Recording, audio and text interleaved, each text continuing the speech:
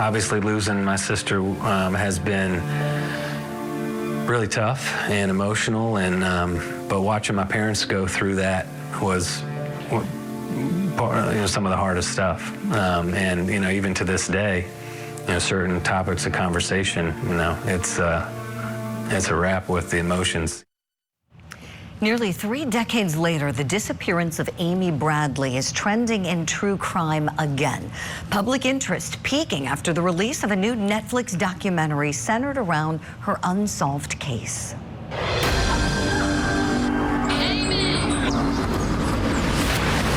Around 5:30 in the morning, I saw Amy on the balcony. 6 o'clock, woke up again. She wasn't there. He said, I've been looking for Amy, and I can't find her.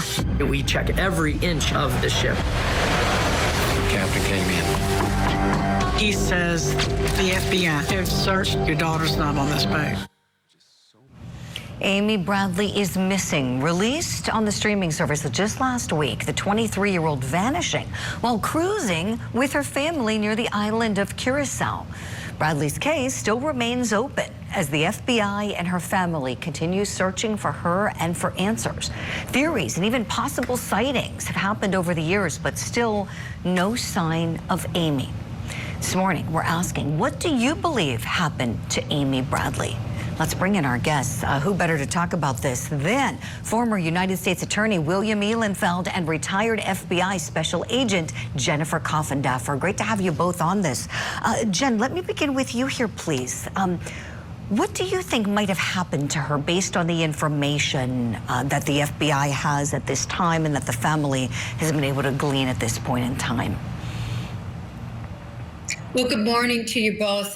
This is a case where I think Occam's razor really applies, and that is taking the known facts you have and applying it to what is the most likely circumstance. And the fact she was out on that balcony where she was last seen, and I know the family doesn't like to hear this, but I would say she was either accidentally fell over or otherwise went over that balcony, unfortunately. That is certainly one theory, right? And then another one, I'm hearing people saying they believe that she was trafficked, that she might have been somehow kidnapped and then put into a sex trafficking situation somewhere. William Ehlenfeld, what are your thoughts? Do you believe that that theory could have any merit based on what we know right now? I do, yeah. And, this series on Netflix certainly is not a good infomercial for the cruise line industry.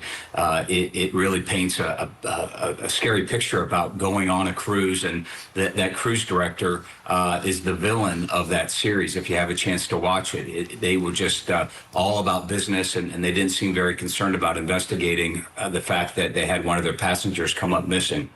But I do think there's a lot of evidence that would support the possibility that she has become a victim of human trafficking.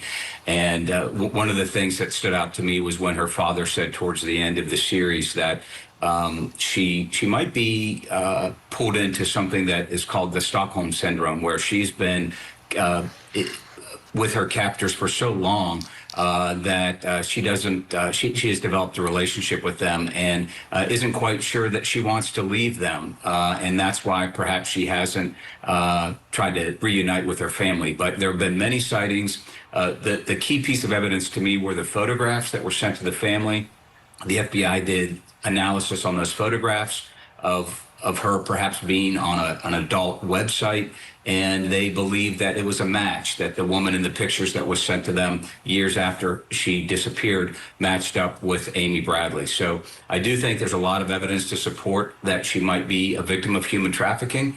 And the family is clinging on to that hope that she's still alive, and the series is just heartbreaking to see what they've gone through. But I'm hoping and praying for them that she's still alive and that she comes back home someday.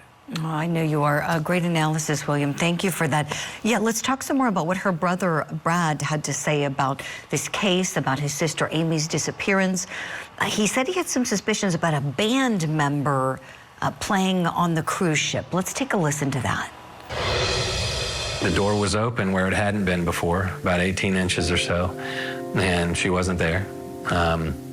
One of the shirt that she had on was laid across one of the chairs in the room. The cruise line's key card system doesn't register when you leave the room. It only registers when you use a key to come back in. I was sitting by the pool on the top deck and, you know, exasperated and kind of in shock and realizing, you know, the reality of what was happening. He came up and the first thing he said to me, and keep in mind this is before any announcements were made publicly, said, "I'm sorry to hear about your sister."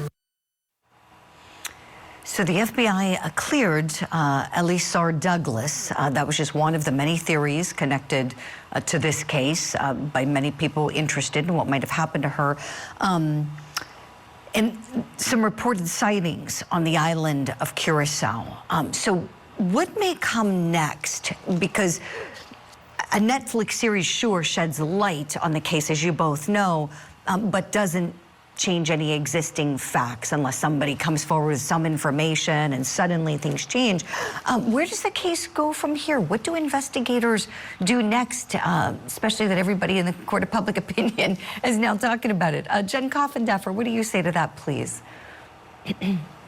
Well, I think it will be interesting to see, you know, if there are further steps taken. It's so difficult whenever you have a case that is abroad like this, because the FBI has no jurisdiction without the invitation of Curacao in this particular situation. So even our legal attaches, they are truly liaison, and they can provide resources and help.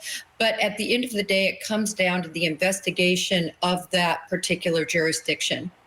Appreciate it, Jen. Okay, so we would need cooperation, you know, from them, the authorities. And what about any information that could be gleaned from the public, or what do you think? Is there any value in maybe trying to go back to anybody else who had been on that ship at this point in time? We're 3 decades later.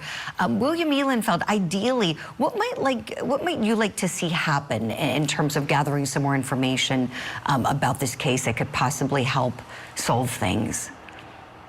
So, you know, the fact that Netflix has decided to push this series out, and now it's one of the top viewed series on Netflix right now as we sit here today. So there are going to be hundreds of thousands, if not millions of eyes placed upon this story.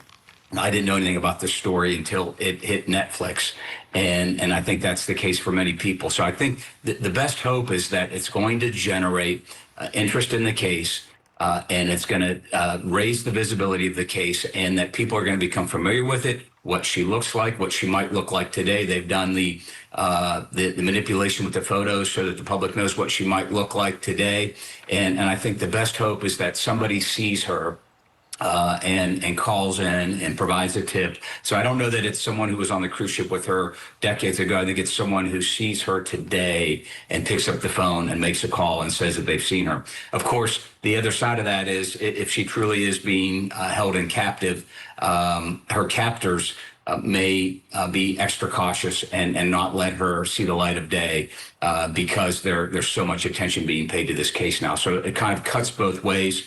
But hopefully, because of the great attention being paid to this case, thanks to Netflix elevating this story, there might be someone who picks up the phone and calls the FBI, and then something can be done about it. Yeah, but you really hope that happens, don't you? I need to watch this series. I had hoped to watch it last night and wasn't able to, but gosh, after this conversation, really want to dig in some more. And let's talk about it again. You both have such great insight and analysis to offer. William Ehlenfeld, Jennifer Coffindaffer, thank you both kindly.